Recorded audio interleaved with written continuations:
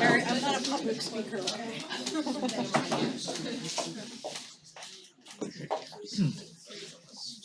Colleen, tell me when to go. Go. Okay. Hi, everybody. Can I have your attention, please? So, our chair, John Jackham, as you know, could not be here today, so he appointed me as moderator on his behalf. So I looked up the word moderator just to see exactly what the role entails, and while it gave me 3 great points, my favorite one was a presiding officer, especially a chairman of debates. So from this moment forward, please feel free to call me chair. So now for what we're really here about, first I would like to welcome our esteemed panel. I think I could speak for the whole department to say that we're excited you're here, and thank you for taking the time to come and visit us as well as tell us your story.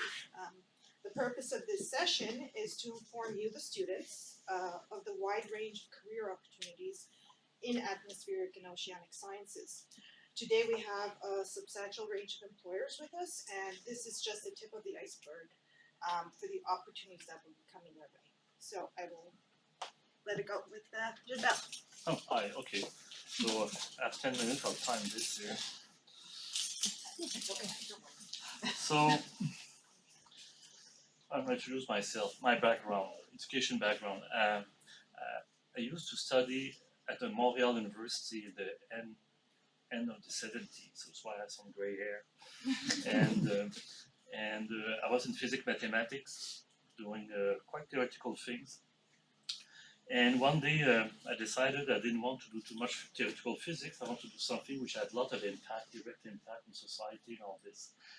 And I took a 2-year break, went to work at the University of Ottawa as a research assistant, published some papers, and finally made my mind that I would like to go in environmental science.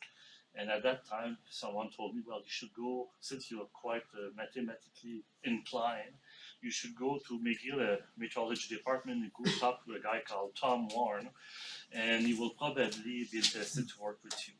So I've talked with him, and I realized that my attitude in mathematics would be quite useful in meteorology, because there's a big component of meteorology which is about dynamical meteorology.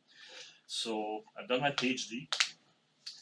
I'm not sure I should be proud of what I'll say here, but the last PhD thesis was completely analytical, not using one computer, and except for the graphics. So I don't think people survive doing that now anymore.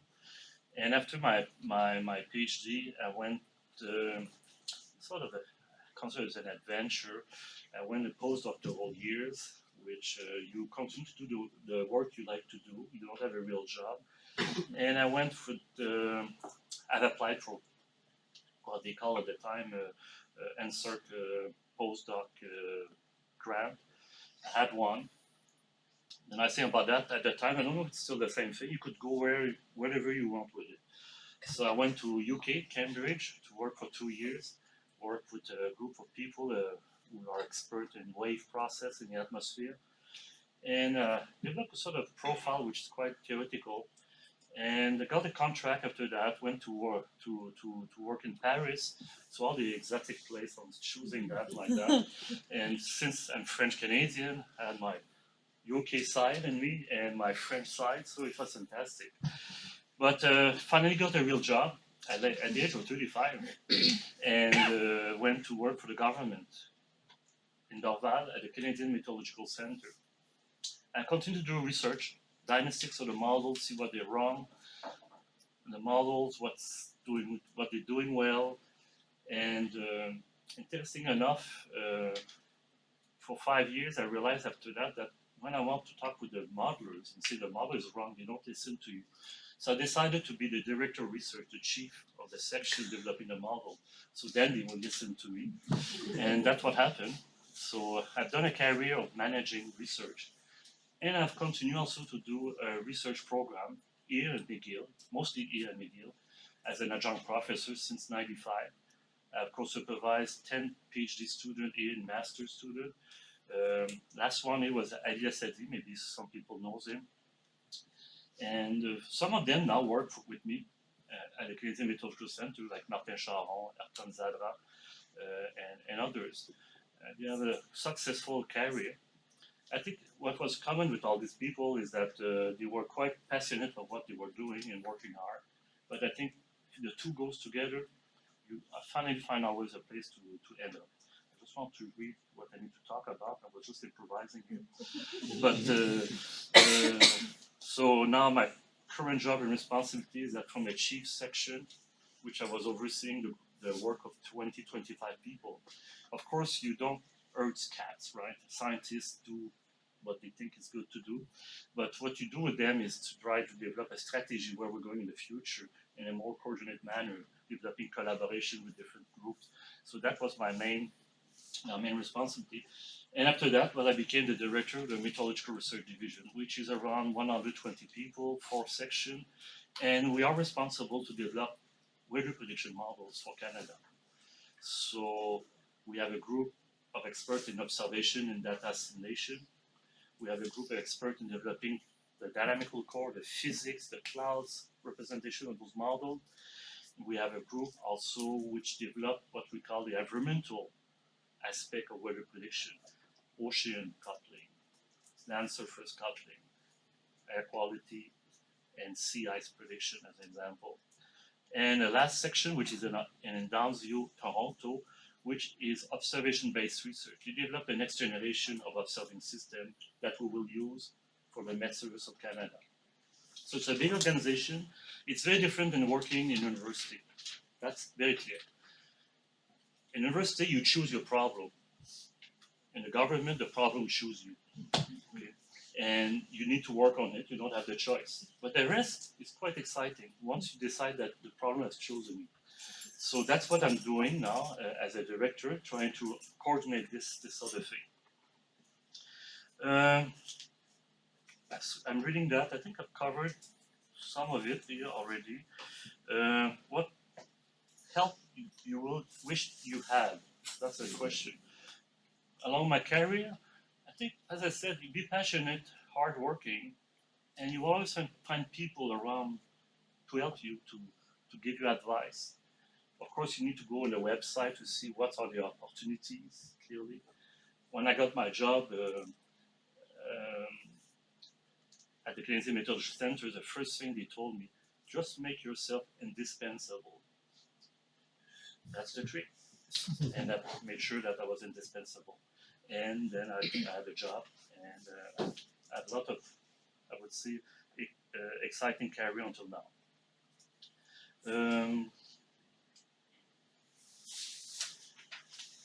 My current employer, I think I made a good description of what we're developing. I have to say there's something very interesting about now those weather prediction models we developed. Of course, we're predicting weather in the next few minutes with those models based on the law of physics, 2 weeks, season, but more and more we work with the climate change community because it's the same law of physics on the two sides. We're working to unify the models so the model of climate can have good weather representation in it. And that's something we're doing more and more. And that will be the future probably of our science, is that this is more than weather. In fact, this is more than just climate. This is about Earth system prediction. All the component of the atmosphere of the Earth is interacting in those models now, and it's quite fascinating. So that's the future.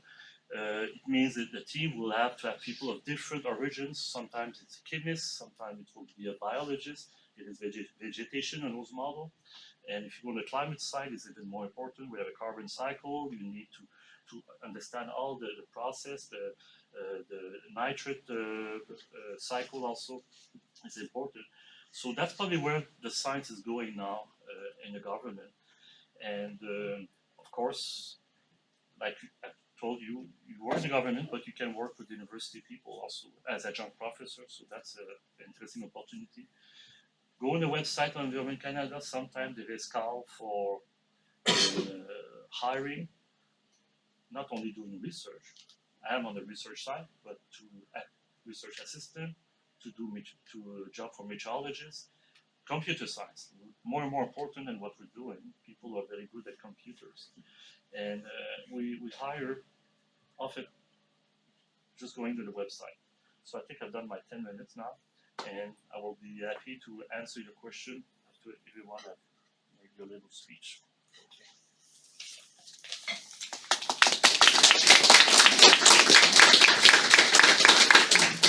My turn. Thank you very much. I have to first say I'm so grateful. I'm so flattered and humbled to be invited.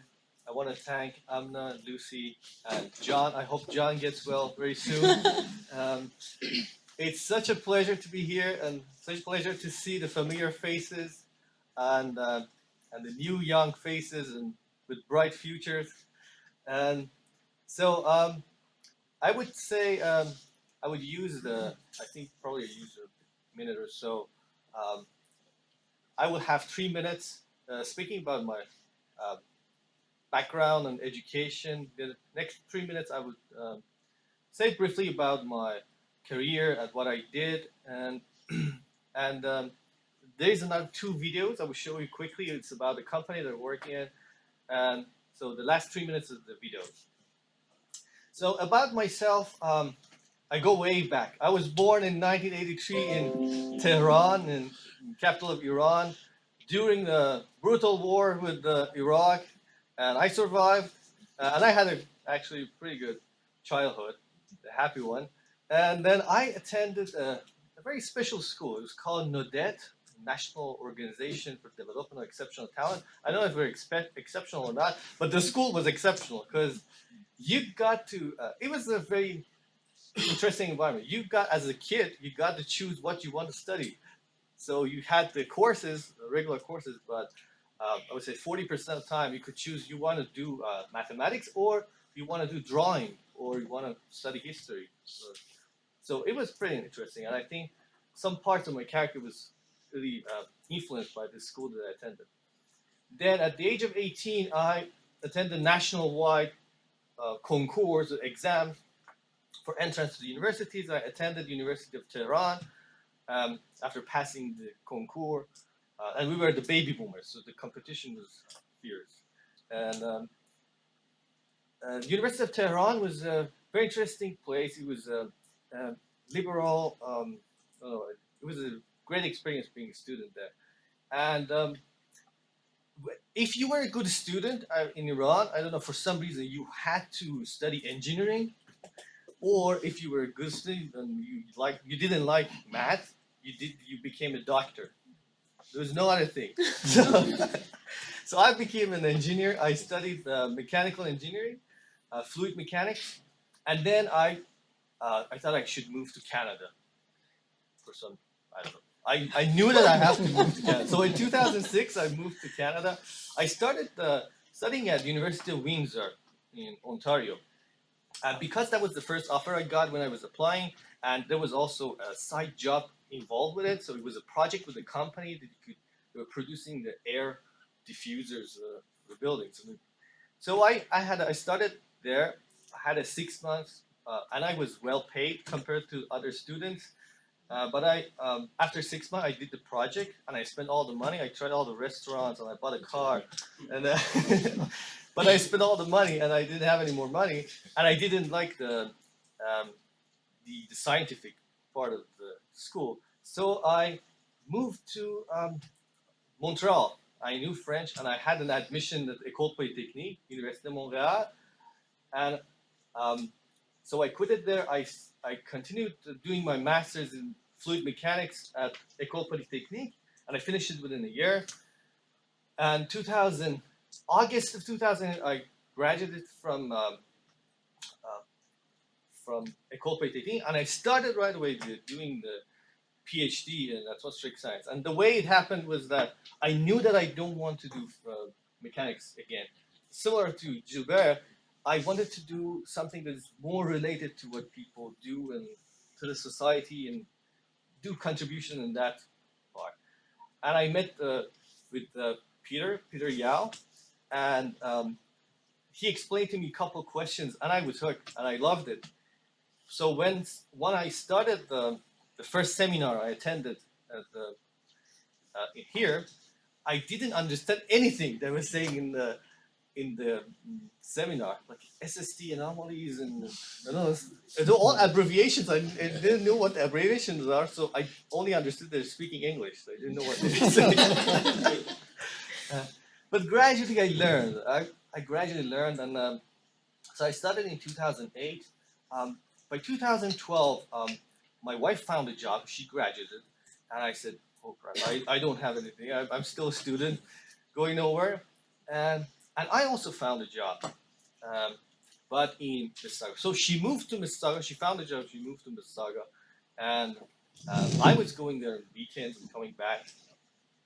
And I accepted the job, and at the same time, my research also changed slightly. By accepting starting the job, I became more motivated in what I was doing because I could see the potential for my research to be applied. And I think that's it for education. Now, what I was doing was a bit of nowcasting, some precipitation, the radar extrapolation, and my idea was to combine it with the high resolution model because the extrapolations fall off on their accuracy pretty quickly, but they're very accurate at the beginning.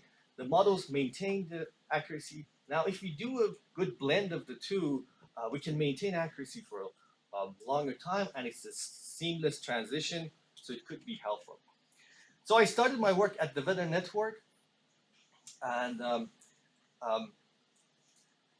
the first thing we did was they had some kind of radar extrapolation, but it was not being used in any sense. There was not business motivation to do anything.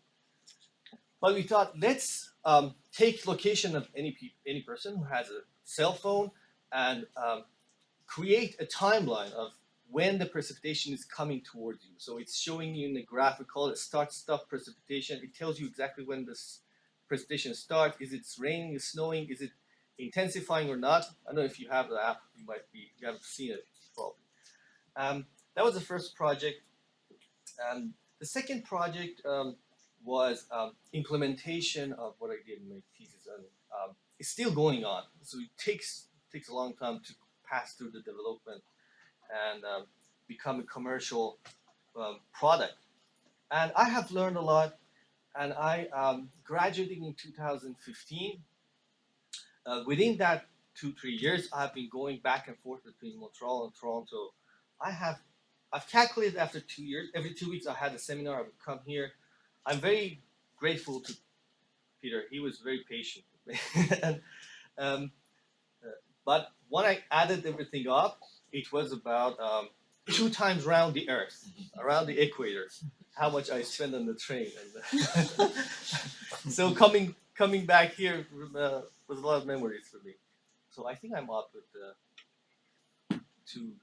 6-7 minutes. And yeah, so these are the videos showing you. Okay, no, just see. I forgot. So that was my job at the Weather Network as a scientific programmer. And during that time, I learned a lot. I know a lot about coding, a lot about technology. But what I found, which was the most important probably at the job of your career, is an exercise. And the exercise, I will explain it later if I have time. But it involves your values. So pick up a list of values. It could be honesty, contribution to society. What is most important value to you? And just rank them. I have a list. It's about 50 different things. It's health, it's family, whatever it is. Just rank them ABC, and from that, try to come up with the top 3 or top 5. And if you have that, that's like a compass, and it would show you wherever you go, are you doing the right thing? And align yourself with your own values, and you will find yourself in the right place doing the right thing. Starting last year, I moved to a startup within the company. So the Weather Network is owned by a parent company called Pelmorex, who also owns El Tiempo in Spain, also owns a Meteo Media, and also a health company. Anyways, it's a corporation. And we started startup exactly last year this time, 15th of February, I started as the first employee of Telemerix Data Solutions. And we thought we can do a lot of focus on the data and big data solutions and machine learning. And since last year, we've grown. Now we have 12 people working, and it's vastly growing. And here is an intro to first Telemerix Corporation. There's not a sound, so don't be shocked. That's 1 second.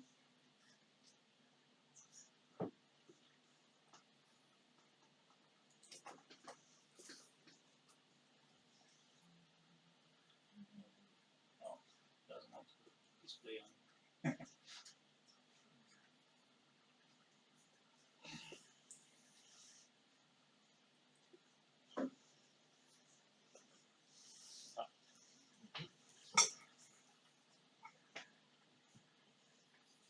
The light, maybe? Yep, in the light.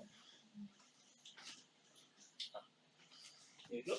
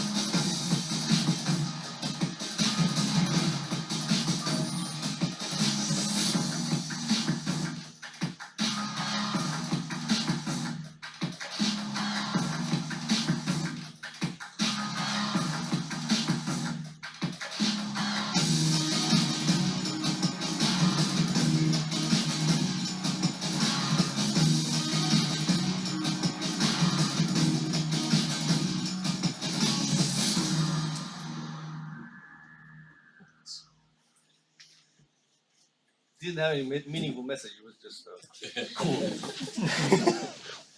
You want the second one? The second one, yes. So this one is the startup. It's about a startup we have. It's specifically Telemerix Data Solutions that has the big data solution. I will give you an It all example. started 25 years ago when we revolutionized television with technology that allowed local programming to over 1,000 different communities across the country. Today, we take pride in I'll give it to the next. decisions based on granular sets of relevant first-party data. Whether it's targeting the right audience for your brand on any device or platform, measuring the effectiveness of various ad campaigns, or providing customized tools to help you measure and run your business more effectively, we specialize in delivering data solutions. Over 40 million consumers connect with us monthly, most every day, to help them with their planning and safety needs. This trove of data is what gave birth to Telemerix Data Solutions and the products and services that we offer. All of this rich data can be applied to consumers to personalize their content. Being able to target relevant information for them based on their behavior and preferences enables them to make decisions more efficiently and help them to effectively meet their needs.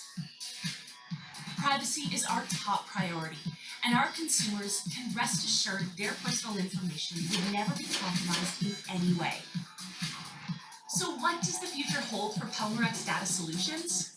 Delivering qualified customers, delivering actionable intelligence, and most importantly, delivering results.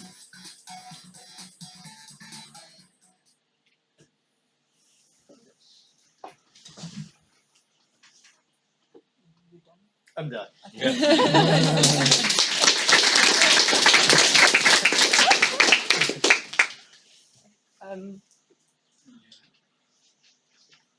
Yeah, but I think you can. Do you want me to turn off the light for the presentation? Yeah. Yeah, sure. Okay.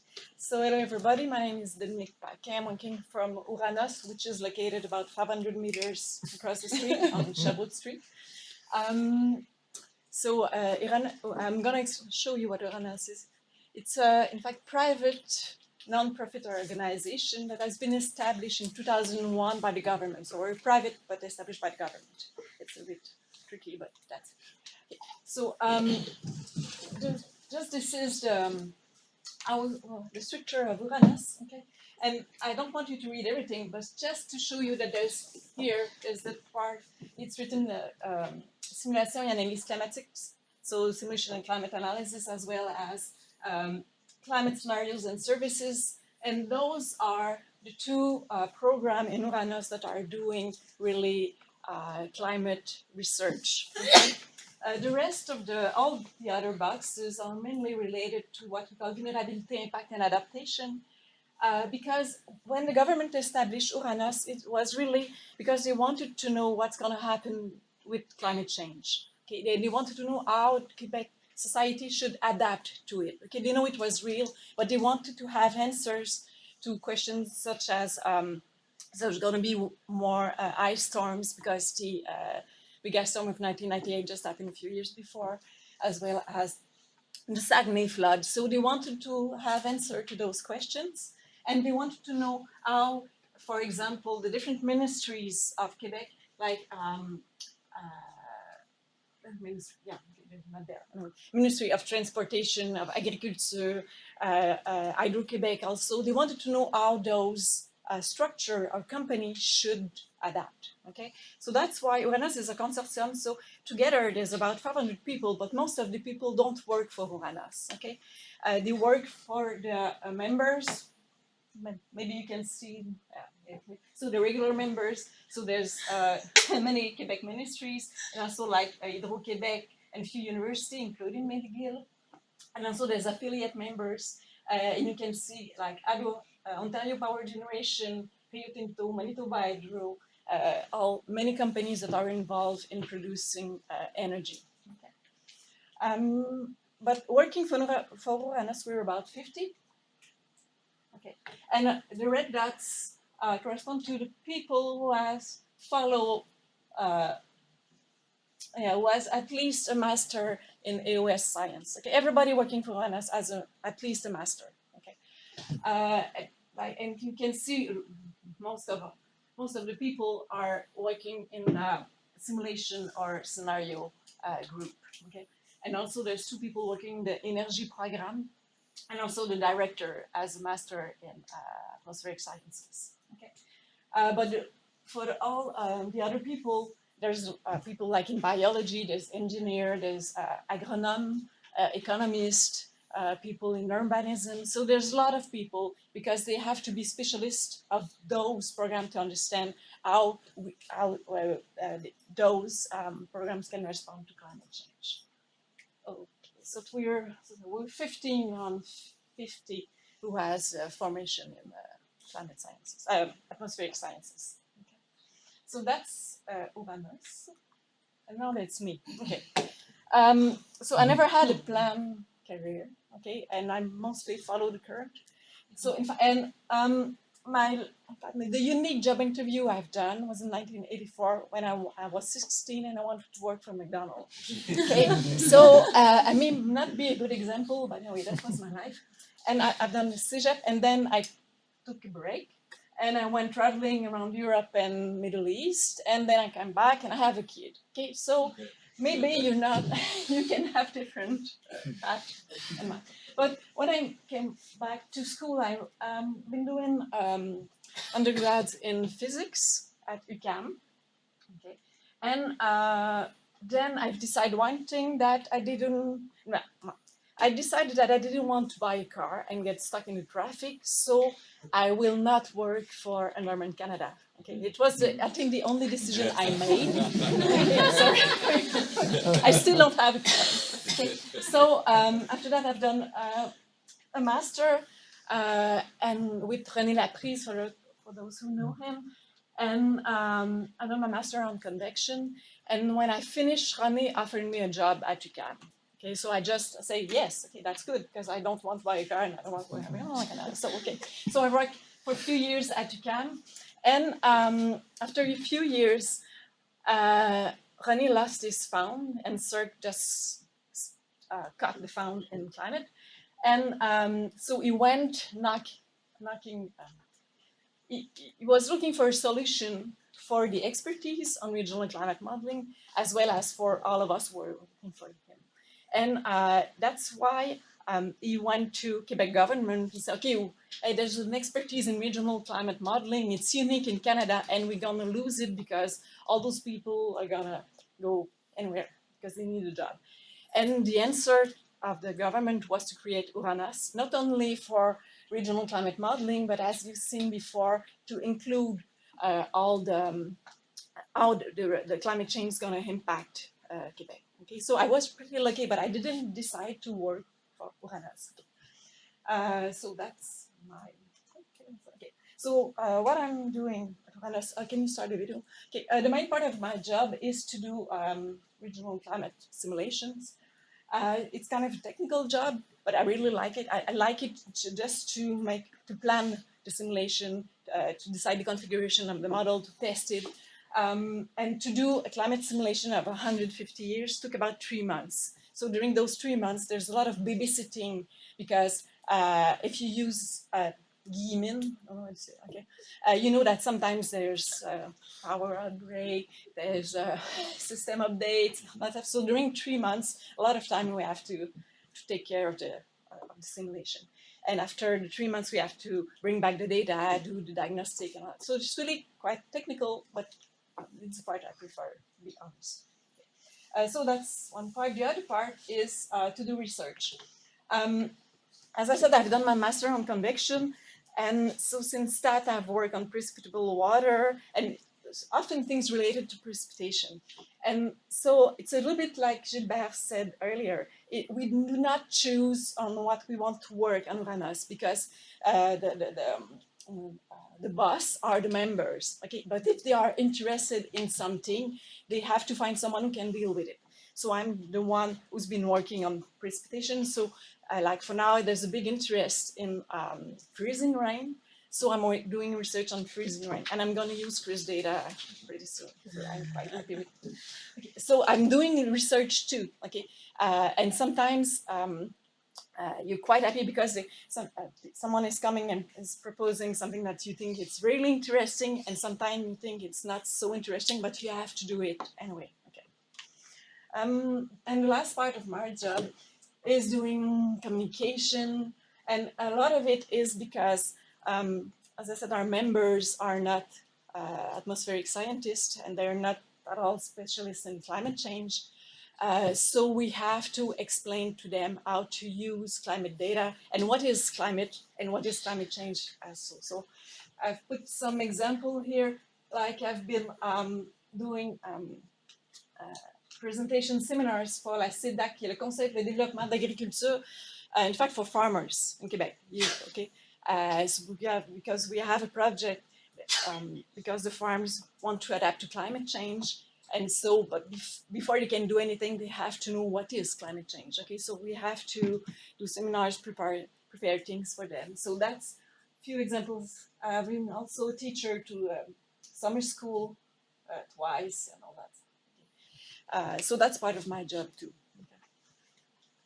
And just last thing, because I'm working on climate change with, we can quote a lot of people saying that this is the biggest problem humanity will have to face, and all that stuff. And I'm working on a non-profit organization, so without permanent funding. Okay, mean that I never had like a permanent job, because I have a permanent job in Uranus, but Uranus is not permanent. Okay, and I'm working on climate change, which is not really c'est pas vraiment hop la vie, là. It can be quite depressing because, like, for 40 years, scientists saying, hey, it's gonna happen, hey, it's coming, hey, it's there, hey, and nothing really happens.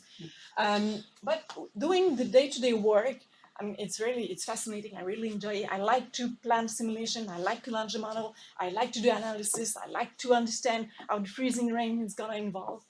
But sometimes it can be hard because when you're doing communication with people like working on farms and they say it's going to be catastrophe and you have to say no, we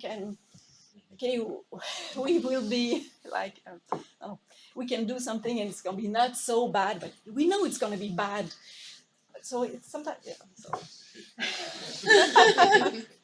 But you have to keep the morale.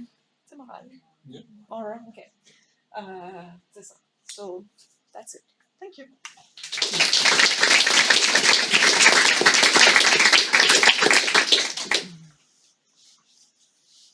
You can leave the lights off. Sorry? You can leave the lights off and Okay. go straight to the.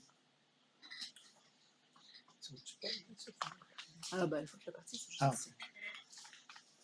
So my name's Bob Rabham. I'm also very honored to be here.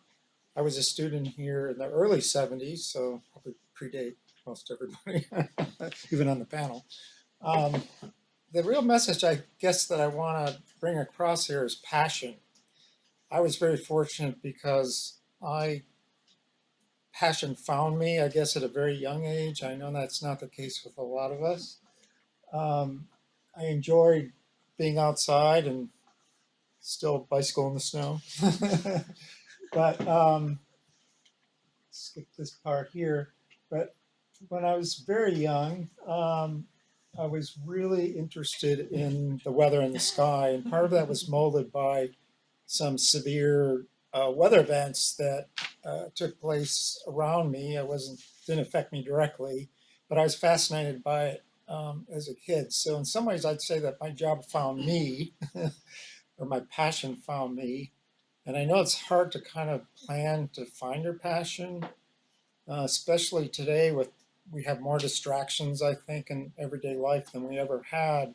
It's sometimes hard to be quiet enough to actually listen to yourself in a deep way and experience things that might answer that question for you, because we're distracted by the media and the phones and everything. So I was just fortunate that happened to me at an early age. And snowstorms.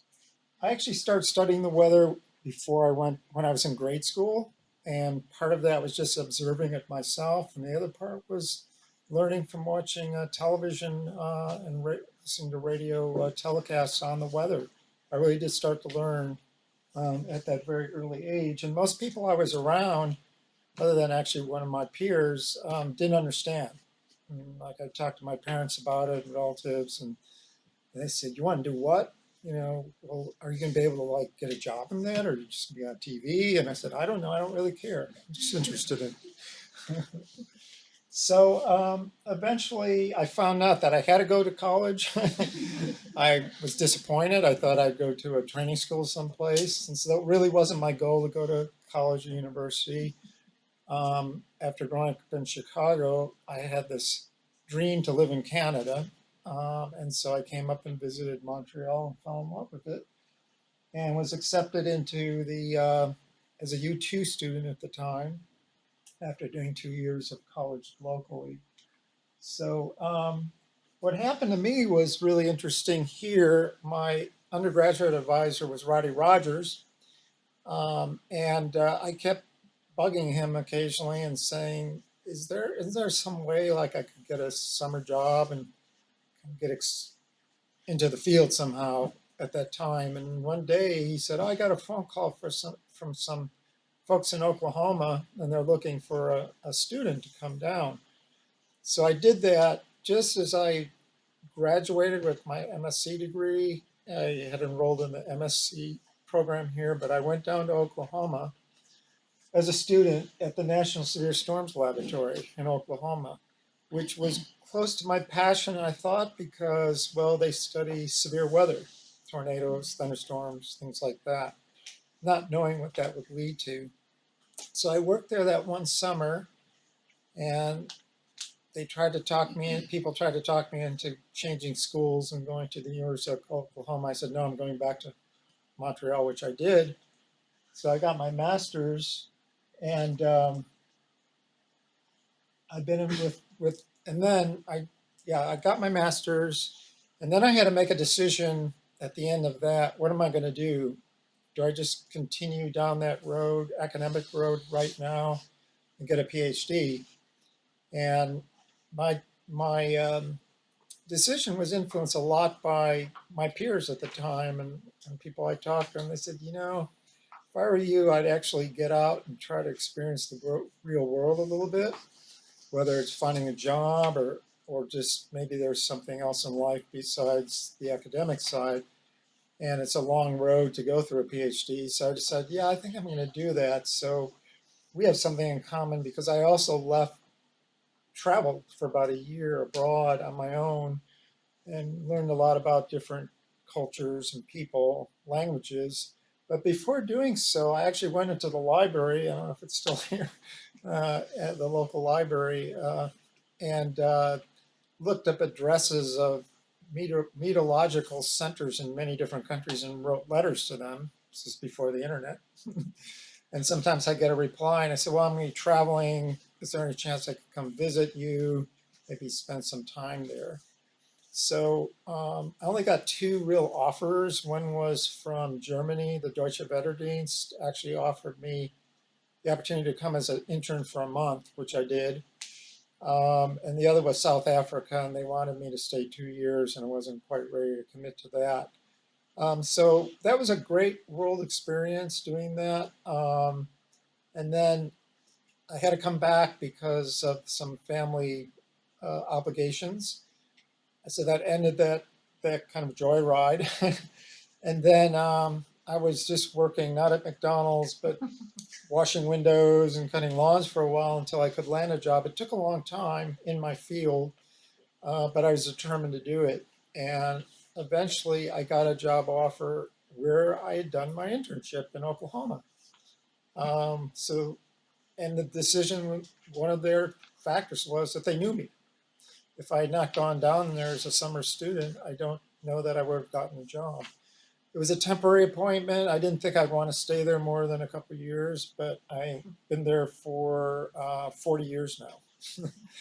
But I did other things. In the interim, I went to France and did a PhD in France. So I took a leave of absence for that. I worked in France for a few months in a similar laboratory. I want to say a couple things about what the Severe Storms Lab does. It's one of several research labs within NOAA, NOAA in the United States. NOAA has somewhat of a similar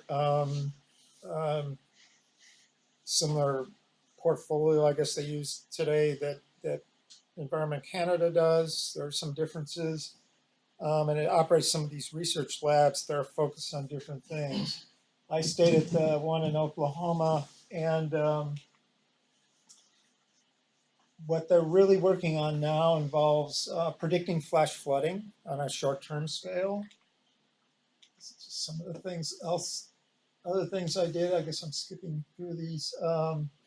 So I had the opportunity not to make a real career switch, but to experience some other subfield in atmospheric science and remote sensing. And that was satellite meteorology at the University of Wisconsin, Madison. So I still have a working relationship with the group there. And I've done that for 25 years. And that's led me to some research studies of quite varying things, looking at the effects of clearing a forest on temperature patterns from satellite and cloud patterns to agricultural heat islands, effects of large-scale agriculture on weather and climate as well, but from an observational point of view from satellites, not modeling. What I work on today mostly involves the new geostationary satellites that the US has started to launch. They launched the first one about a year ago. And it's very exciting. When I was a student here, we used to get satellite pictures on facsimile paper and tape them together and hang them on the wall back there, try to look at the movement of clouds. Now the latest images we have from this satellite are every minute over parts of North America. So quite exciting. Also has a lightning mapper on it. I think the other sort of experience that I've come across in the last few years is that we tend to be very focused on one thing, even though there's a lot of interdisciplinary work going on. In other words, we have these narrow blinders on and we go down this path. But in general, I think the biggest problem the world's faced is still social problems. And there are social problems caused by scientific or science has actually unattentedly aggravated certain problems, global warming being one of them, social problems. How do we address social problems? And I think NOAA and some other organizations are now actually beginning to integrate social science into their research program.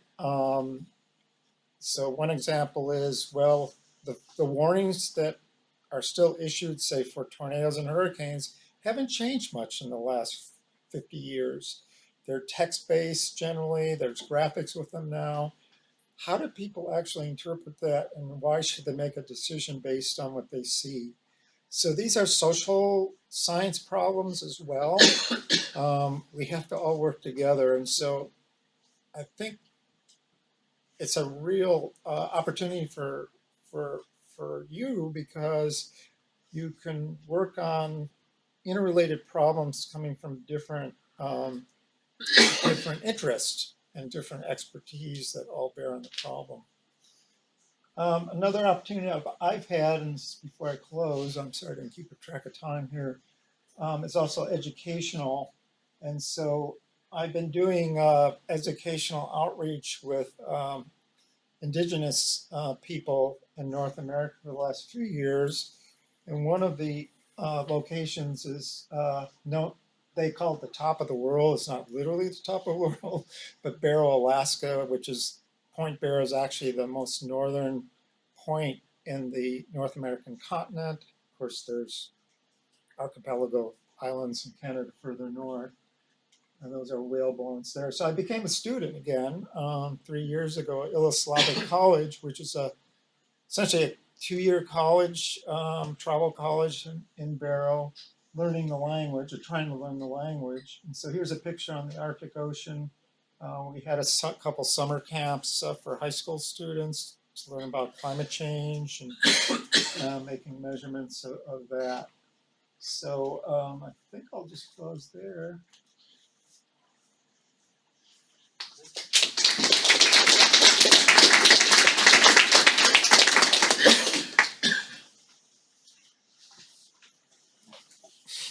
Down the line.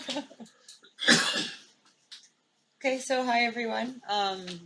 I think that my story will be kind of cross paths with both Dominic and Bob's. I'm also someone who found her passion extremely early. My mom always tells the story of when came back from a piano lesson when I was 3, and apparently I had looked at my piano teacher and said, I want to be a weather girl when I grow up. So, and I as well got into the idea of my passion for severe weather was after witnessing a tornado actually at our cottage in '94 here north of Montreal, and that was sort of a once in a 100-year event. And I was there with my mom, and while she was sort of screaming in fear, I was fascinated and staring at the window as this tornado basically ripped across 200 meters away from us. So yeah, I had also had a slightly different, non-conventional approach into the workforce and into my undergraduate and graduate career. I used to be a professional athlete. I was a member of the National Alpine Ski Team for 5 years, and had to give up my studies while I was racing, since we were basically competing internationally for months on end, which made me basically self-teach myself through high school. And while I was racing in 2005, I really wanted to go into weather. I knew this is what I wanted to do, and I wanted to become a meteorologist of some form. I actually took an online course at Penn State, which was a certificate in meteorological forecasting. And it's basically for the general public. You don't have to have any math background, but it's something that I wanted to do, and it was the first year that online courses were starting to get offered, especially this one at Penn State. And then I came to McGill. I retired from the national team after blowing out my knee right before the Olympics, which was sad, and went back to school. So I'd been out of school for 4 years, went back to Cégep, actually had a baby in 2008, and then graduated from Dawson, came to McGill, and started my undergraduate career. And in my first month here, I remember going to see my teacher and asking them for the possibility for internships in the summer.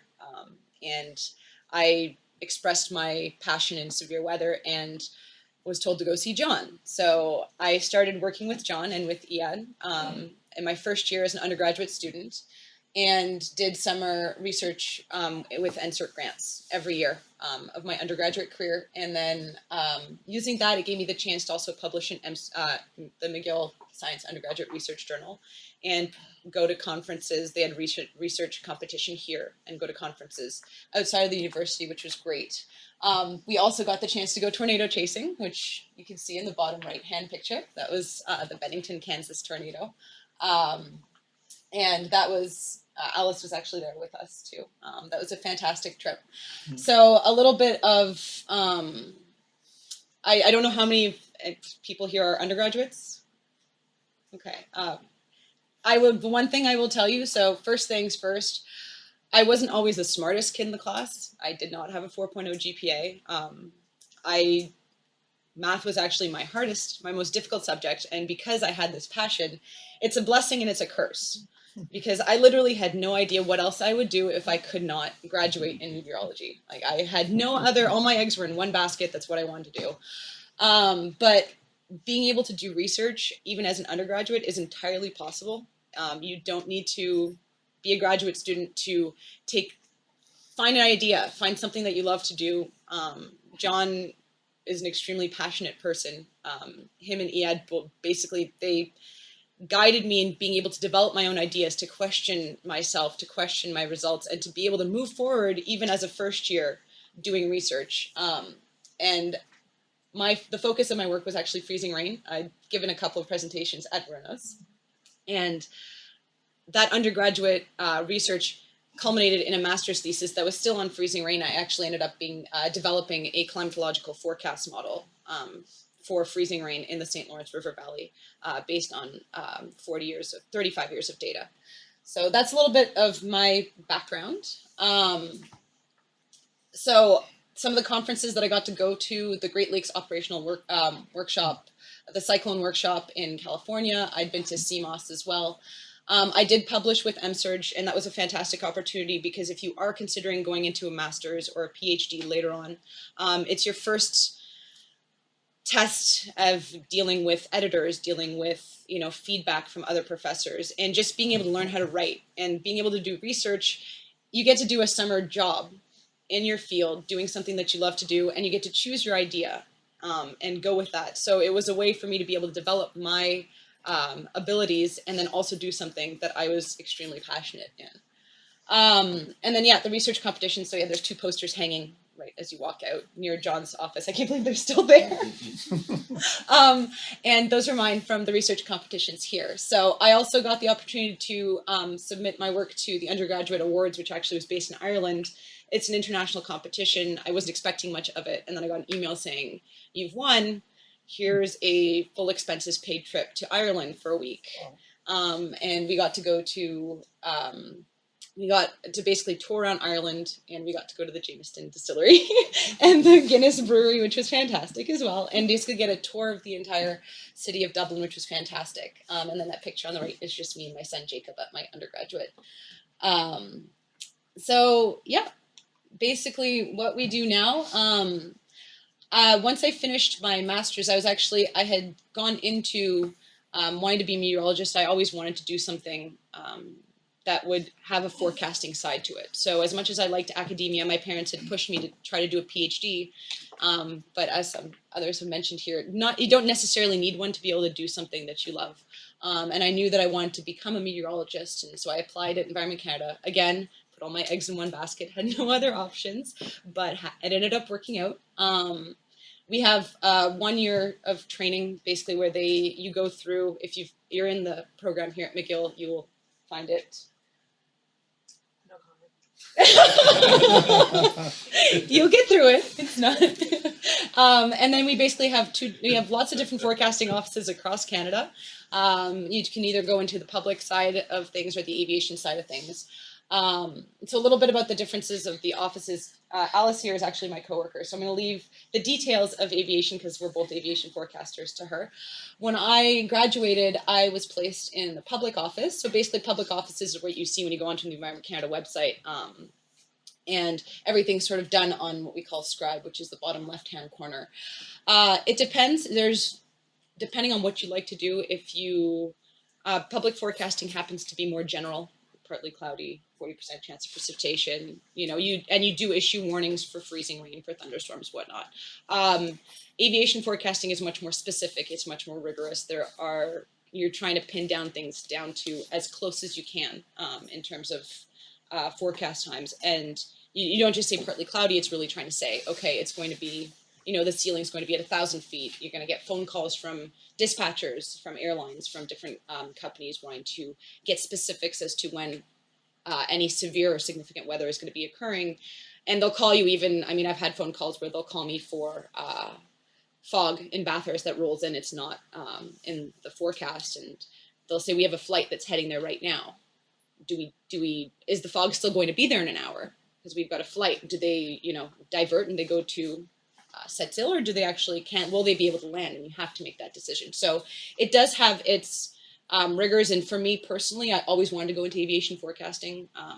And so I did the best that I could to get out of public as soon as I could, and got the chance to do that after a year and a half. And now I'm basically in what I would call my dream job. And I'm really fortunate and lucky to be there. Today I'm what we call an MT3. So I'm actually just starting an interim as a supervisor next week. And that's basically being able to do the major airports, Montreal and Toronto, and being on the phone with, they're called hubs, being on the phone with them. And I'm excited and a little bit petrified. So we'll see how that goes, but I know that it should probably be just fine. We also get the chance to do familiarization trips. This is the top left corner is basically me and my friend Megan in the cockpit of an Air Inuit plane. The right picture at the top is us visiting the NOC, basically the flight, the air traffic controllers that work the different sectors. We can ask them questions of how our weather forecasts and how our products affect their day-to-day operations. That's Air Canada's operations center in Toronto. That's me on the plane in Air Inuit, and me and Gina, who we both did an graduate degree in freezing rain here at McGill, are now also forecasters. So all of John Jackham's students are somehow becoming aviation forecasters at Environment Canada. So thank you. And if you have any questions, please don't hesitate to ask me.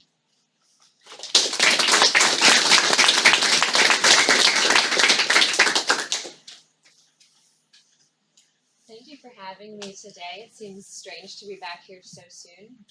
I graduated from McGill in August 2015. John Jackham and Iad were my advisors, and I studied extreme precipitation events in the US Midwest. Prior to McGill, I attended Central Michigan University. I went there being from Mississauga, Toronto area. I was on soccer scholarship, and I studied meteorology there as well.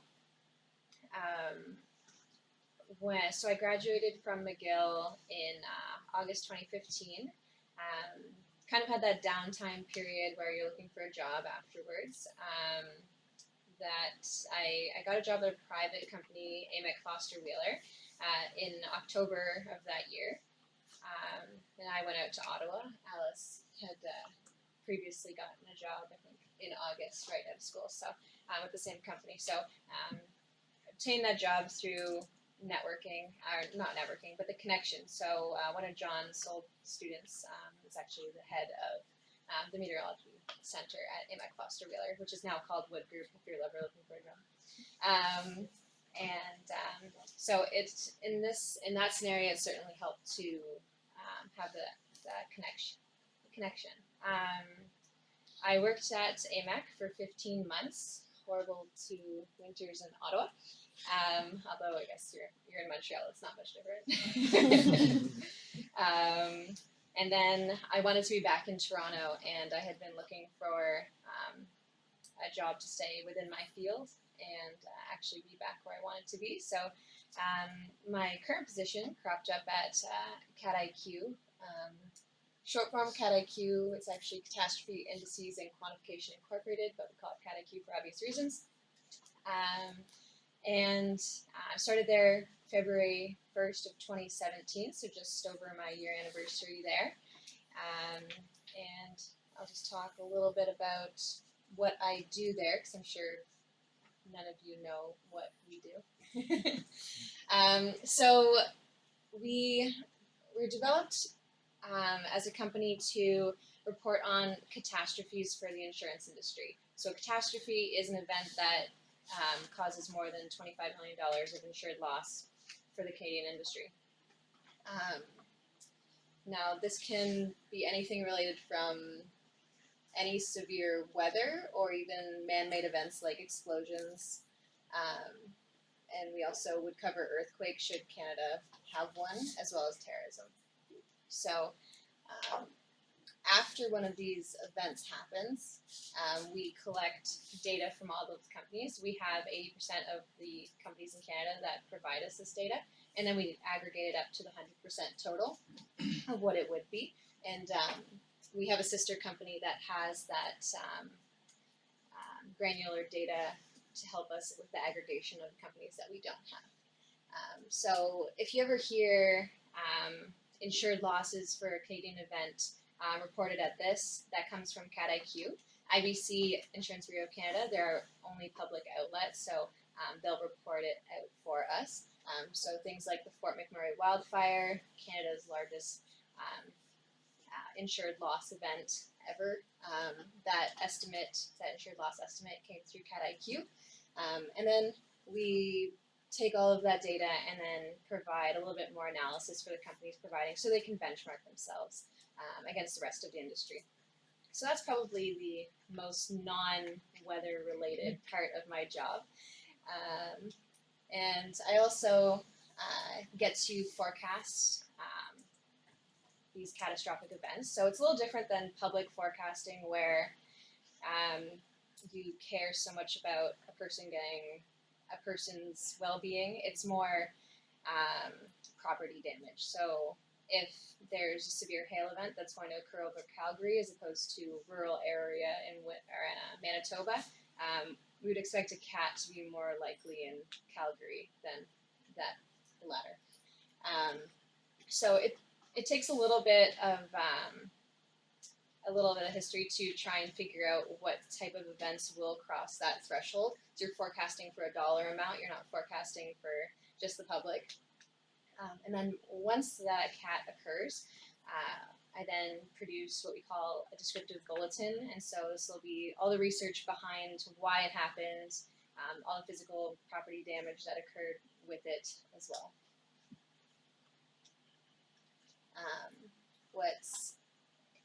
We're releasing this year is an industry exposure database. And so basically it'll be what the company is on the hook for, say if a bomb was to drop over that spot. So we'll get to know all of the hail. If hail rips through this one part of the city, that's exactly how much is exposed in terms of insured loss in that certain area. So there'll be a lot of granular data, and that'll be down to the FSA level, which is the first 3 digits of a postal code. And we'll also, the current losses that we report on, they're collected by provincial data, and we'll be collecting down to the FSA level. So it'll be a lot more granular with respect to that. And we do this all on a subscription-based platform. We also host a catastrophe conference. We actually just passed it. It was January 31st to February 2nd in Gatineau. And next year it's in Toronto. I want to encourage the students to submit your research, because we do for the students that are accepted, we do give them $1,000. They get free registration to the conference, and all they have to do is do a 5-minute thesis presentation. So it's the easiest $1,000 you ever get, and then you get free drinks after at a cocktail hour. So look for that. I send it to the department to pass along. So I encourage everybody to apply. And of course, you get to talk to stakeholders and people that might offer you a job in the future. I know not this year because it's been pretty recent, but the previous year we had a student present and get offered a job by somebody that was at the conference. So it's a good thing to go to. Yeah, so there's a lot of things I do, and I think the advice that I'll give you is obviously find your passion and find what you like, and I love the weather and I get to do that, but I think what makes me so valuable at my job right now and indispensable is that I wear many hats. Like some days I feel like I'm a salesperson, some days I feel like I'm more on the business side, or I'm an event planner 2 weeks leading up to the conference. Like just be open to doing many things and taking on those responsibilities.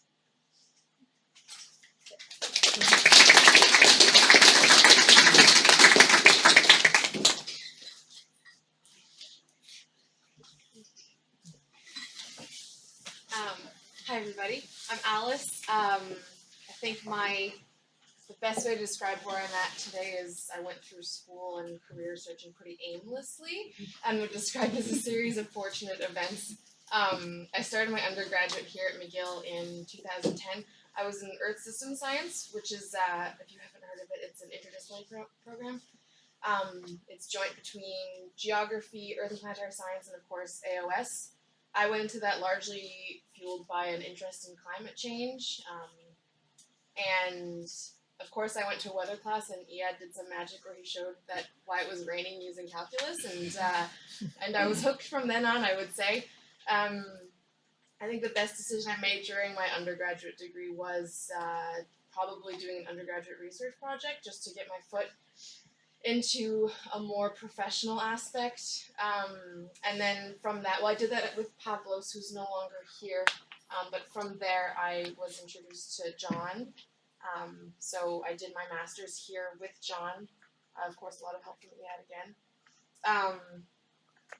Finishing my MSc, I still didn't really know what I wanted to do, but I definitely knew it wasn't a PhD.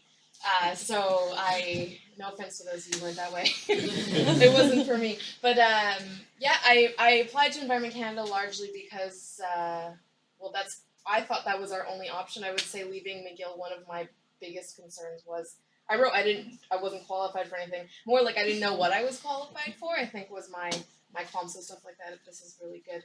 But I applied for the job in Environment Canada, but we were under a Conservative government and a bit of a hiring freeze, so I didn't get it. So I moved to St. John's, Newfoundland, where I worked for the same company as Laura. I worked for AMEC Foster Wheeler, now called the Wood Group, which is important because they do hire a lot of meteorologists. I'll talk about them for a minute because, I mean, if you don't want to work for Environment Canada but you're interested in forecasting, they're an interesting place to work for. They have 2 offices. They have one in St. John's, Newfoundland, which is where I worked. They have one in Ottawa where Laura worked, and they're a private company, so they basically forecast for whoever will pay them. But they do largely offshore marine style forecasting for offshore oil rigs, which are quite active off the Grand Banks of Newfoundland. And then they also do some more land-based forecasting. Municipalities will hire them for a variety of reasons. So it's a really, there's a lot of diversity in the type of forecast you would do working for that company. However, it is a private company, and you don't necessarily have the same, I don't know if rights is the word, but benefits that you would with the government. Your schedule's a little bit more hectic, but it's still a really interesting place to work. I loved working there. I loved working in Newfoundland, and the job itself was really interesting, and I learned more about forecasting weather in like a month there than I thought I would ever in a career even. Yeah, it was a great place to work, and then when the Liberal government came in, the hiring freeze was over, and so I came back to Montreal, and I did the 1 year of training that Sophie mentioned. The training is a bit stressful because you don't know where you're going to end up being posted. That's one thing that when you join Environment Canada, you're agreeing, like, I agree to be moved wherever you need me. If you speak French, that's a benefit if you want to stay in Montreal. It's definitely an asset. But yeah, so I did get posted here in Montreal, and I went straight into the aviation office. It's called CMAC. And our job is it's really quite interesting. It's it can be intense. Unlike the public forecasting, we don't rely so much on weather models. A lot of nowcasting, our forecasts are usually 12, sometimes 24 hours in terms of point forecasts for airports. So you're really doing a lot of like what are your understandings of diurnal processes and mesoscale. It's a lot of mesoscale and microscale meteorology. Of course, your synoptics are always important, but really it's small scale and punctual hourly forecasts. So there's a lot of detail. And like Sophie said before, you're not saying cloudy with the chance of showers. You're saying, is it cloudy? And if so, are the cloud ceilings at 300 feet or 4,000 feet? And if it's raining, is the visibility going to be 2 statute miles? Is it going to be nice? So it's really very detailed forecasting. It's not like what you do in the public office. But we still rely on weather models, of course, especially when you're forecasting for northern Quebec, say, and you're waiting for snow to come in. You don't know where that line is. You'll be looking at a few models to try to understand where is that likely, because we really don't have any data there other than the satellite. And yeah, there's no radar up there, that's for sure. Yeah, so that's a little bit about what we do. We also do graphical forecasts for 12 hours out that basically show the main weather systems in their flying region. And it shows what kind of convective activity you can expect, because planes would be vulnerable to lots of vertical motions, and we also try to describe the icing and turbulence expected en route. And yeah, it can be quite an intense job because it can be really busy, and because our criteria for our forecasts are so precise that you're regularly updating your forecast. So you kind of always have to be present, always analyzing. So if you like nowcasting, if you like that kind of challenge, it's really, I'd say, it's a fun job, and I'd say you learn something every day, and it certainly keeps you humble because you will be wrong. And what's cool about aviation forecasting is I'm still on my probation. I'm MT2, so I'm just below Sophie. I'm going to be done soon, but once your probationary period is over, you get the OAC. I don't know if it's English. ICAO in English. It's this international standard that all aviation meteorologists are held to.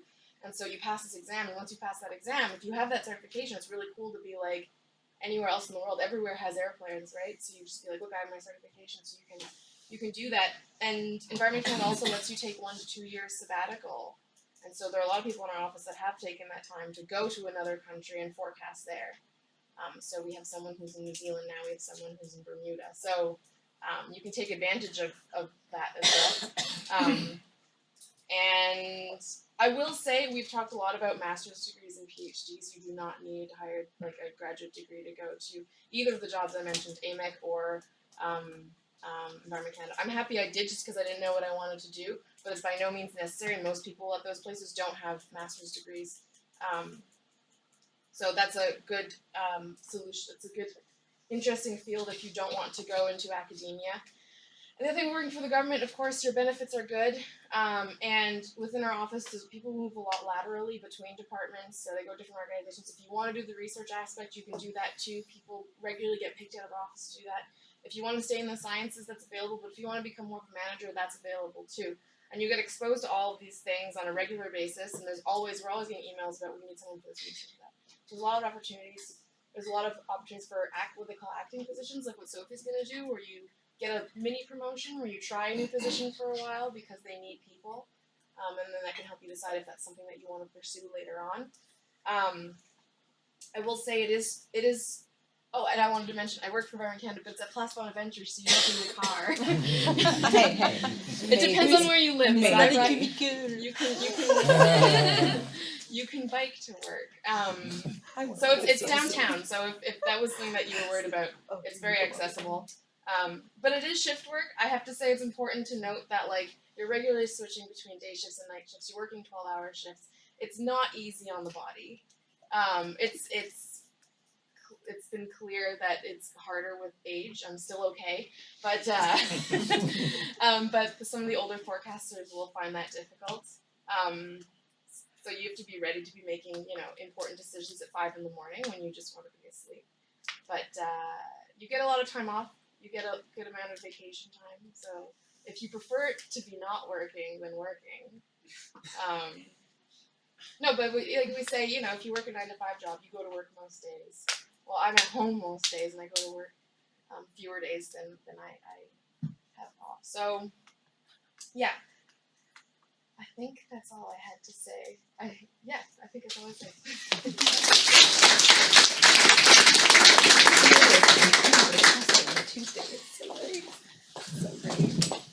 So now it's the question period, so if you have any questions for the panelists, please go ahead. I guess so for everyone, generally, what is like as far as you're aware, what's the hiring situation for each of your places? Because like we see maybe a couple times a year positions like via email or online at each place, but I don't know. My impression is that there's not many general openings everywhere. I think at least, well, Environment Canada is a large organization. I can see at CMC, even if it's far away from here. We've been going crazy for the last 20 years, 25 years. And in fact, we will probably move close to the airport. That's an option. We're talking about moving also downtown. But so hiring is there. Of course, it is more and more people having PhDs and masters. Not only meteorologists now, or PCs, we call them PCs. These are physicists, people who are research assistant, have PhD. They contribute to research, or they help the operation, and etc. etc. But there is hiring. I think you should look at the website, and sometimes there is competition, and of course it's not hiring a lot of people at the same time, but there is always fee. In fact, I have to say we recently we have difficulty to fill some position. Can speak about the Weather Network has an operational forecast. So there's about 30-40 people working on a shift work there. So there is occasionally openings for entry-level forecasters. But there's also a smaller group of metallurgical R&D. But that's very small, and the openings are more limited. Well, we are 50, so of course we're not finding so many people. But I would say that once or twice a year there's an opening position at us, usually for people with AOS science, but people who can do something else usually than just climate studies. I think in the United States with NOAA, it's somewhat similar situation to Environment Canada. One thing that exists, and I don't know if there's an equivalent here, is cooperative science centers, cooperative institutes that you could more easily find a position at and work on problems. You would be a university employee, but it's not a permanent position like you were saying your situation either. It's tough to get government jobs in the States overall. There are openings, but they're usually highly qualified applicants that maybe have worked already in these institutes that you're competing against. From the Environment Canada perspective, I know that there are a lot of people there. One, they're looking for bilingual people. I know that that's a big struggle for Environment Canada to find people who speak both English and French, and they need English and French speakers from the forecasting operational side of things. And there are also a lot of people who will be working towards retirement, which we've noticed in our operational offices. So they have competitions usually every year, depending on, they're always needing people. It's just a question of whether or not they're actually going to have the hiring opportunity. And then from the perspective of actually applying for it, once it comes out, the exam is usually, depending how much lead time they give you, is a couple of weeks. And then you have to wait another couple of months for the interview. And then there's the interview process, which is entirely non-science based. So they'll do the exam, which is like weather based. It's basically like reading Meteorology Today from cover to cover, and that's basically what the exam is. And then you go into the verbal and written. I guess it would be like a psychological assessment exam. And then after that, you have to wait another couple of months. So if you are still doing something, even if you're doing a master's or if you're still in your undergraduate, even if you get the job, they'll say, conditional upon receiving your degree or whatnot. But it is a process that you can start even while you're still working on an undergraduate career. Or if you're doing your master's, what I did is I applied while I was still actually doing my master's, which gave me the opportunity to finish the process and actually finish my master's within the first 4 months of the class, which was hard, but it gave me an easy transition, and I wasn't basically jobless for a year. So, So my company is very small. There are 3 of us, although we all started last year. Positions do come up. I'll say I'm the only meteorologist. I have a geographer, and mainly she was selected because she could do many things, and so that was appealing to us. We also had another geography student join us, and he's working on that exposure database project. So he was good with modeling. So I think again, just having the ability to be versatile is important. If we're going to hire sort of interns, it's certainly potential. There's a potential for it. It would be the spring, summer when what the insurance industry calls cat season. Hail events through the prairies constantly causing insured losses. So if we do, then we would post something in the late spring for a few of the summer months, just to help some younger students, and then sort of help us as well with that monitoring. We do plan to expand the company. My boss has these big ideas that we're going to move into the States, and somehow cat season would be year round. So, we need a fleet of meteorologists. So, there's always that aspect. And to me, that's a few years down the road, but that's certainly there. And I just want to say, you might think the government, and you might not know where else to look, but the insurance industry has so many opportunities for just natural scientists and especially for catastrophes. They want to know when they're going to come. If you have a research background or even modeling experience, they absolutely love that. So I'd say look into that as well. And Sophie touched on Environment Canada. The numbers they hire every year fluctuates a lot. Like this last year was 3. My year before we were 10 or 12. But I would say the Wood Group. I had applied to them and I never heard back from them because apparently their recruiter doesn't check her email. This is a real thing. But if you pass your name on to either me or I'm sure Laura, they are always desperate for people, especially because they try people to keep people in St. John's, Newfoundland, and not everyone is willing to move out there. But that's why they have Ottawa. Yeah, I went to Ottawa. But yeah, no, it's a good place to work. And there's a lot of, we are working with a lot of people outside Uranus, and a lot of people are hiring meteorologists, like Hydro-Québec or le Technocentre Aviate in Gaspésie. But if you are ready to move outside Montreal, sometimes it can be easier. And you have to speak French to work in Uranus. I have a question for Alice. Yeah. Could you expand a little bit more on the difference between working as a forecaster for Environment Canada versus private with AMEC? Yeah. So I would say with AMEC, the kinds of forecasts you're doing is super variable. So you'll be doing a marine forecast for an offshore oil rig, or you're doing a fire weather forecast for this province of New Brunswick. So a lot of variability in the types of forecasts you're doing, and because it's a private company, they're always taking on new work and stuff. So your schedule, your routine at work is changing pretty often too. I wasn't there that long, but in the time that I was there, it changed quite a bit. And the other thing with a private company is, we're unionized now at my job, and so overtime, no one can force you to do overtime. Your schedule is yours. You have a lot of flexibility with your time and how you use it. Whereas in the private sector, our overtime was scheduled into our schedule. So I would say, although the forecasting challenge. The forecasting was more interesting in the private sector, I think, personally. The work-life balance isn't quite as good as it is with the government.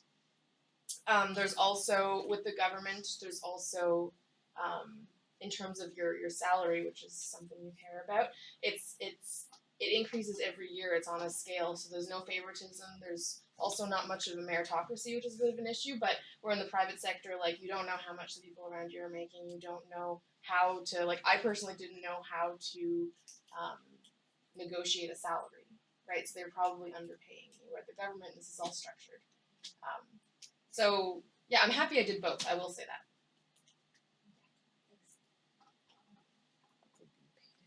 With regard to career planning, how much would all of you think was luck, and how much was actual planning? And I want to go there, and I have that in mind, and I do all the necessary steps to reach that point, or was it more like, oh, wherever the wind is blowing me?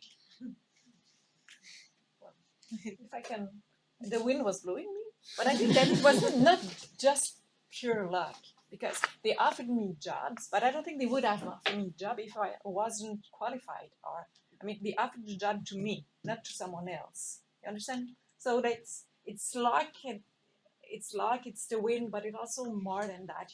If you're passionate about what you're doing, if you want to learn more all the time, of course it's gonna help, and maybe they're gonna choose you instead of your neighbor that's just doing its 9 to 5 and.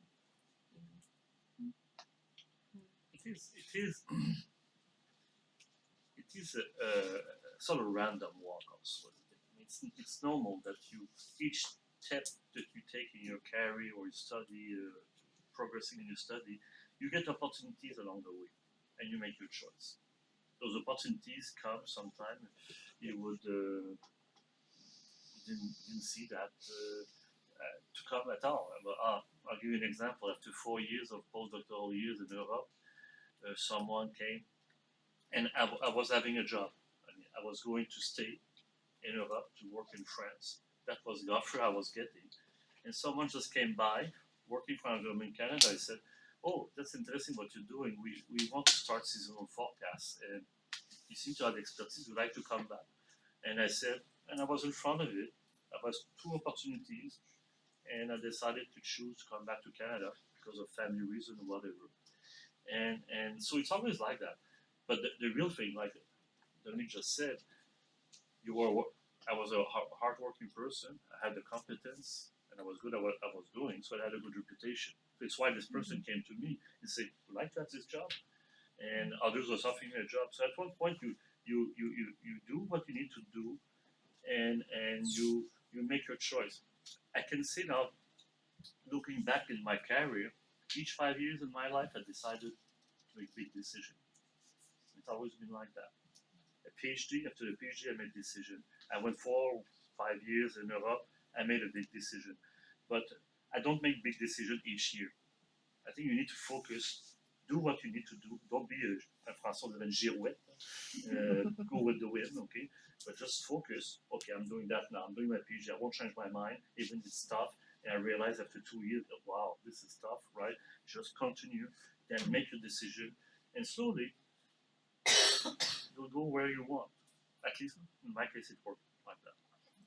One thing that I would say is that, I mean, Bob touched on this, but you have so many meteorologists coming from various different programs across all of North America. So if you want to stand out, you can find a way to stand out. If you want to be able to, I mean, some employers will look at it, whether it's networking, whether it's going to conferences, whether it's doing research. Find a way to get, your CV to stand out. Do research, go give talks, go to conferences. Find ways to get innovative ideas in your own department. And that way you can help yourself when you do apply to different jobs. And even if you do something that you don't think is going to stand out later on, and everything that I did throughout my undergraduate and graduate career helps me at work every single day.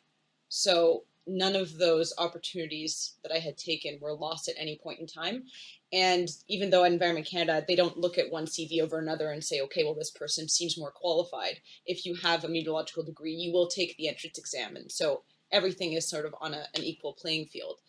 that being said, I gave myself the chance to open up to broader prospects. But otherwise, it was more luck that yes, I did put the work in. I got the opportunities that I put my foot down for. But one way that I have learned to sort of diversify everything is to try to make yourself stand out. And tell people you're looking for a job.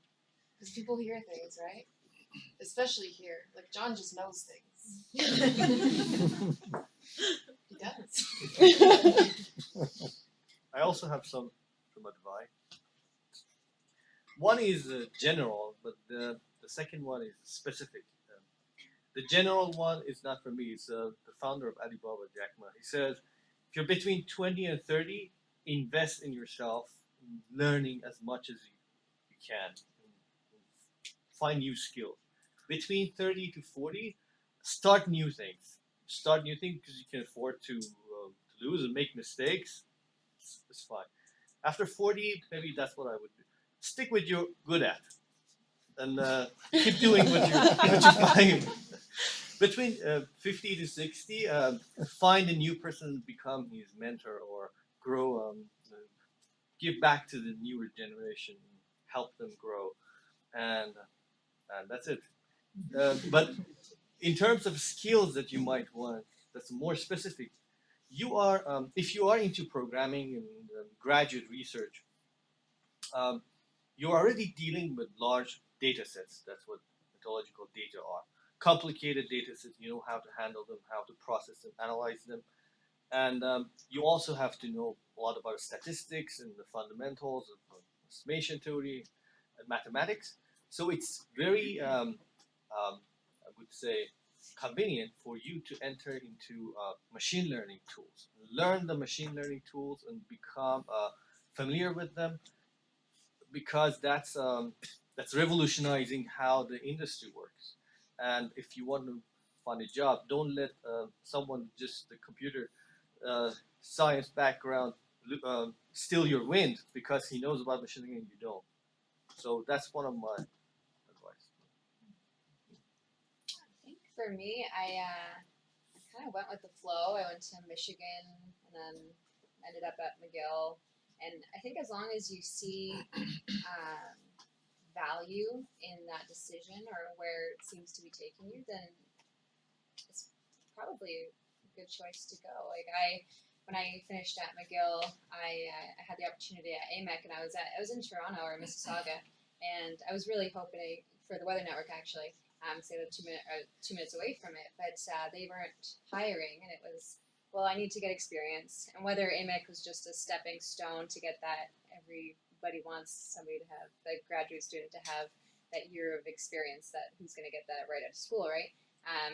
So for me, I went and took that opportunity, went away again, and led me back to Toronto where exactly I wanted to be. And I think those decisions for me, it was a good choice. Maybe I would like to add some of the overall comment for the people who are sitting here asking those questions, probably because they feel they're not fully secure, they're not sure where this will go. We are in a field which is expanding. We're doing, as I said at the beginning, more than weather. We do impact. We work with insurance company. We do forecast. We doing now ocean science. We're doing land surface modeling. We impact with agriculture. This thing is just expanding. I saw that in '85 when I decided to do a PhD. I said, "There's no way I will not find a job in that field if I don't work. And if I work hard, this will happen." And I think it's still true. We're not. The environmental issues will just increase in time, and there'll be more and more needed for expert people with the proper qualification. And I think meteorologists, people who get the program in, will find something eventually. But life, this is a big question. Where you'll be in 10 years, no one can tell you that. But you'll be in good position, my view is, with the background and the learning you'll get here. I'm sure about that. Yeah, just to add maybe to some of those comments, I think Laura maybe hit it in terms of being flexible. open-minded, flexible. I know I'm speaking from my own experience. There's sort of a stubbornness that sometimes can exist in my mind. Well, I'm going down this path, and I don't want to be, derailed from it, and I'm going to wait till something happens there. But when I first was a student here, we were still using punch cards. For some of you may not even know what those are, for computing. And yeah, today I'm still doing Fortran programming for my job, which a lot of people wouldn't think is crazy. But so why don't you hire a programmer to do it? Well, we can't do that. But I looked at some of the slides, and I don't remember which one it was now. The graphics showing the use of multimedia and all these things didn't even exist 40 years ago. The words on, if someone showed you that slide 40 years ago, it would be like not English to you or not French. And so, yeah, adding to what Robert said there too, we don't know what's going to be here 40 years from now. If things continue the way they are, it's going to take an evolution of many things that. But the basic science is still there, just like these concrete walls are still here. They've lasted. So I think that there's basic things that stay, and if you have that basic background, then it gives you a lot to work on for the future. You'll see new possibilities, but we have to evolve. And I also think that adding on the comment too about the future in atmospheric science or earth science being, and as I mentioned earlier, social science being part of it now. We just don't know where that's going to go. But there's just unlimited possibilities. So it's good to be open-minded. Just an example. The last job we had in Ranos, it was not someone from AOS who won it. It was someone from geography from Concordia. It was not in climate simulation, it was climate scenarios, but anyway, and people from AOS applied, but they wanted to do only research in atmospheric sciences. And even in they did the interview, but the guy who won the job was from geography because he was the more open-minded, and he has a master. He didn't have a PhD, and he wanted a job, just really, and to deal with the data. And he's gonna be the guy who's gonna deal with the data. And climate data is completely it's enormous. Okay, it's huge. Okay, and he's gonna deal with that. But he was more open-minded, and he won the job.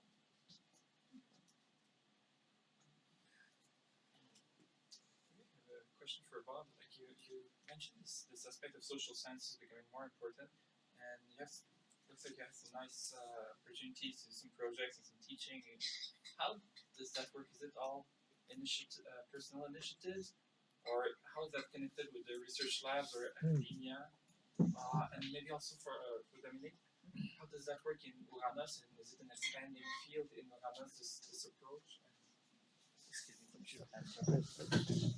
Okay, yeah, in Uranus, as you've seen, there's a lot of program that doesn't deal with atmospheric sciences at all, and so there's a lot of requests to know more, okay, to communication, and often they have to write reports, and so they need our advice to be sure that they understand what they write, and so it's coming really from inside. I'm also doing some things outside, like I was involved in David Suzuki Foundation and all that stuff, but that side is personal. But a lot of it's coming from Uranus. Like last Friday, I was at the Cégep de Saint-Jérôme because it was a Café des Sciences and they wanted to know a little bit more about climate science. I'm also the one who answering media when they have questions. It's either the director or me.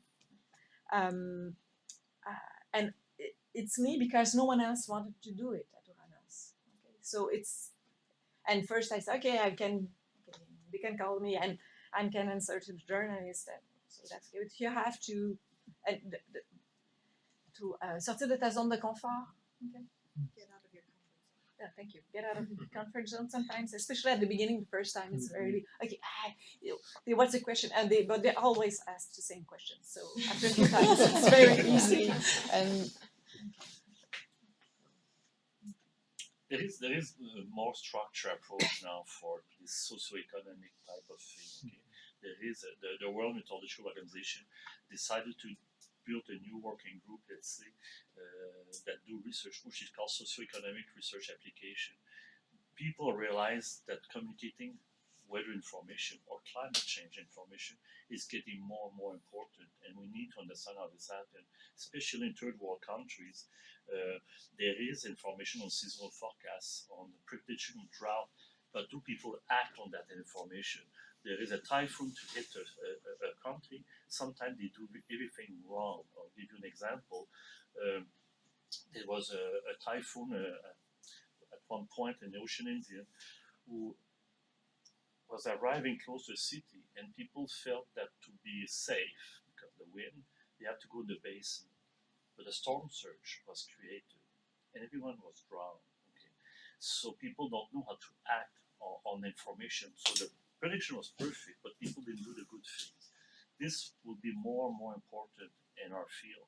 And WMO, any new program or research need to add now a socioeconomic research application component. Understand how we will use this information. So this will become more and more popular. just I want to answer.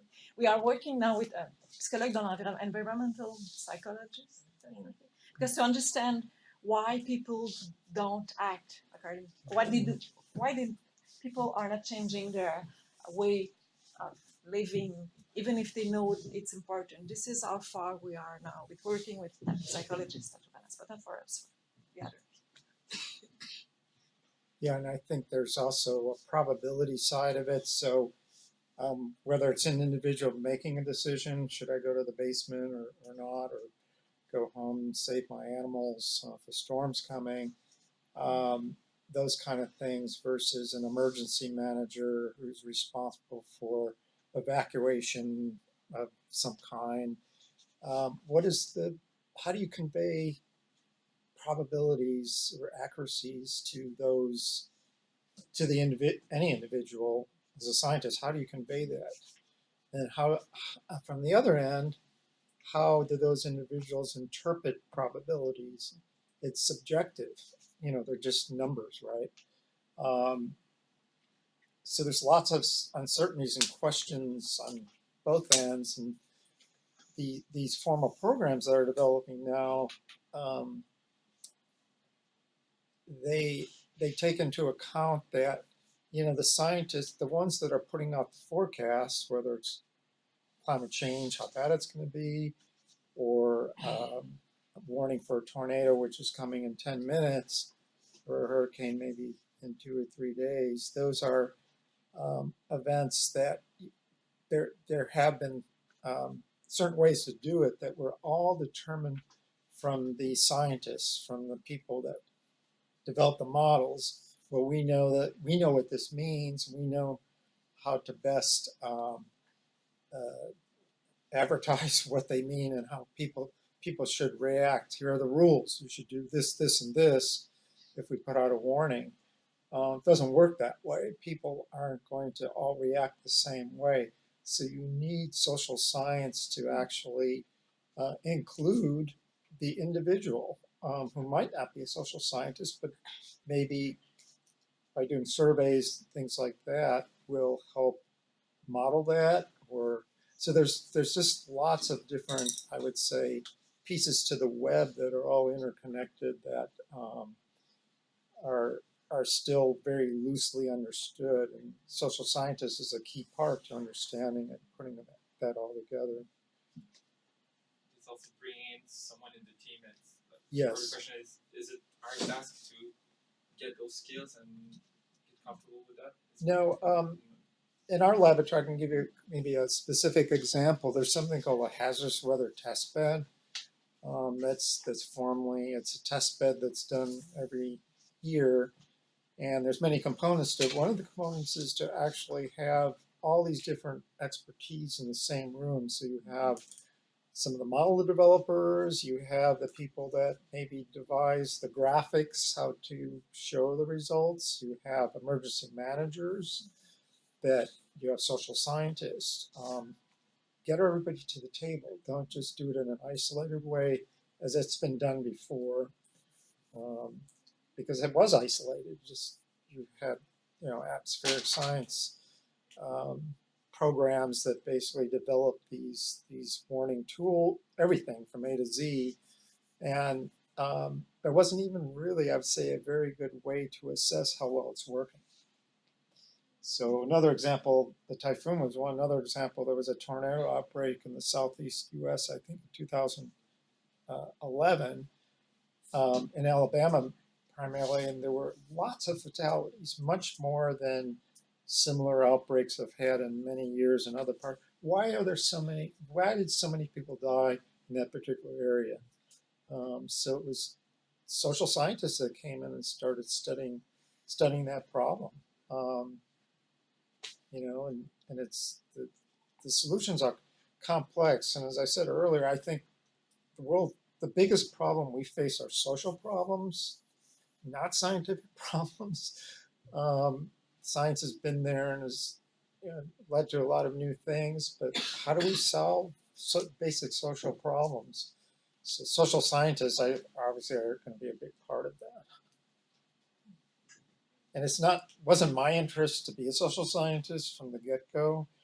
I don't know if it would be now either, but I'm just saying that it leads to many more disciplines working on common problems now than ever before, or it should anyway. I don't think you have to be a social scientist yourself. I mean, you're an atmospheric scientist, and that's good, but just don't be prétentieux. That's the big issue. Yeah, don't be, when someone come and don't know anything about how you need to understand the usefulness of it, okay, Yeah. and how this will and how they think and what your information could be related to what they try to achieve.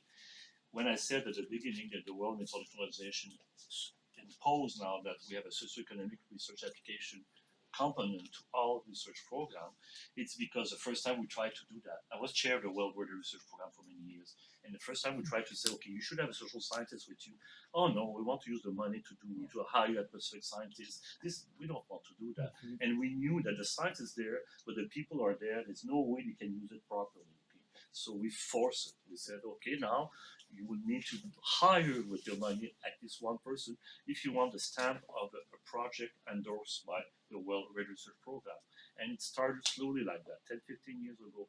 And it's obvious that we need to bring the people where the science is. And the science is so good now, but not used as it should, because that's the main link which is weak, the socio science. I know that from our perspective, I'm actually part of a group of people in CMAC who we're not doing the people side of things, but we're doing our own clients, people who use our forecast products. We're trying to understand how our forecast products affect them in their day-to-day operations. So you can have a dispatcher who works with an airline who gets a forecast for Montreal, and there are thunderstorms in the forecast, but there's ways of writing the forecast that can affect them differently. There is, how freezing rain affects their operations. It's different from an air traffic controller's perspective than from a pilot's perspective, than for a dispatcher's perspective. It goes all the way down the board. So from one of the projects that we're working on now is to try to reach out to these clients, sort of bring together, close that gap. And it's a very small portion of, we're not talking to the general public. We're not talking to construction crews or anybody else. It's solely aviation-based groups, but that's us as forecasters. So it was one of the opportunities. I love research. I love doing that. That presented itself, and I'm also a big av geek. I love anything that's related to aviation and airplanes. So it gave me the opportunity to start reaching out to clients, to start talking to them, to see how it affects their operations, and then bring that back to forecasters to just give us a better idea of, how freezing rain affects Toronto versus Deer Lake, Newfoundland. It's a very small airport versus a massive hub with a lot of air traffic. So what we're trying to do is, we're not going to change the way we forecast. We have our rules and regulations that we do follow, but being able to understand our users better would help us better communicate certain issues that might come up in a forecast. So you do get the opportunity to do both sides of things, and being open-minded is obviously a big thing, but you have the opportunity to be able to go into that sort of, not the socio side of things, but sort of. Probably also, there's not one size fits all. Okay, the model system, the Earth system predictions model that we have developed for the last 40, 50 years are getting so good that a lot of the product automated now completely. Okay? So the forecasters, it's more about trying to interpret the impact this weather will give. Okay, and it's less now understanding what is the atmosphere dynamic aspect of it, and I need to interpret what's happening because I need to give a forecast. The modeling system, this is not true for the nowcasting. Nowcasting, the model is not doing a good job at all. So the next few hours, you need still techniques that you need to use. But when it comes to seasonal prediction, when it comes to the forecast in 7 days with the ensemble system, you need the forecaster more in position to try to interpret what this would mean in terms of river flows. Do we have a flood coming? We had exactly this last spring. I'll give you an example. Last spring, we had flood all around Montreal. The Great Lakes were just going up. The U.S. was saying, let go water at Cornwall Dam. And we said, well, yes, Montreal will get flooded in that case. And the model was able to, all the impact interpretation was the real discussion. The model was really good at it. It was a first effect of precipitation, and we were able to tell the civil security, well, the river or Ottawa River and the river coming from the Great Lakes will go up. And then we realized there was a second precipitation event 3-4 days. And we were able, at that point, 5 days in advance, say, this will be the worst flood you've seen in years. Okay? We knew it because the tools were done. The forecasters were really trying to interpret what will happen, discussing with the civil security and all this. They need to understand the meteorology, of course, but they're getting more and more in another role also. So we need to realize that. I think also there's something new that's happened over the years due to the technology, and that the public, that just watching animations on television of radar and satellite loops, for example, there's an intelligence in the mind, cognitively, that and it gets back to the nowcasting side, that that individual can make as good a forecast. Is that storm cell gonna hit Mississauga in the next hour or so, than any numerical model. And so that's something I think that, another technological breakthrough that maybe wasn't anticipated in some sense, that there's this new intelligence that in some sense we're taking advantage of due to the artificial technology out there that's very different than it was before. Now everybody has in front of them a screen wherever they are with all this information, and so that how's that best used to convey the information also is a big part of what's being done right now, and who knows where it's going to be 10 years from now. Can't predict. Okay, if there's no more questions, I just wanna, Amna's not here, but I really want to thank her, because there she is, because if it wasn't for her,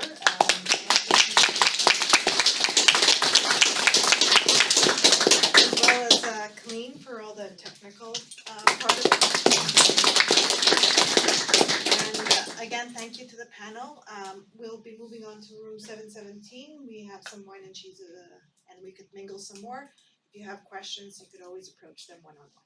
Sorry, one last ahead. sorry, I just thought of this. If you take the Environment Canada exam at any point in time, whether it's the written exam or the oral presentation, you don't make it past one of those points, try again the next year.